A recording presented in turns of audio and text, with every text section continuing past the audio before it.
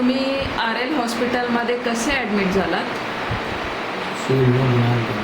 सिव्हिलमधून आले होते. ओके.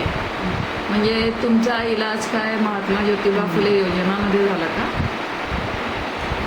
चांगलं झालं. योजनामध्ये झाला ना तुमचा इलाज?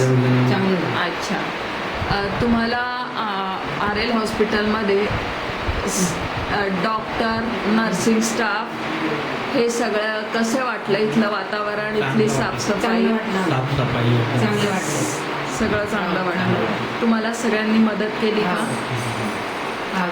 योजनाचे सगळे फायदे मिळाले तुम्हाला? डबा वगैरे? चांगले वाटले. थँक्यू. आणि तुम्हाला RL हॉस्पिटल करता काही सूचना करायच्या आहेत का? सूचना करायच्या आहेत काही? काय सांगितलं? बरं बरं, ठीक आहे. थँक्यू.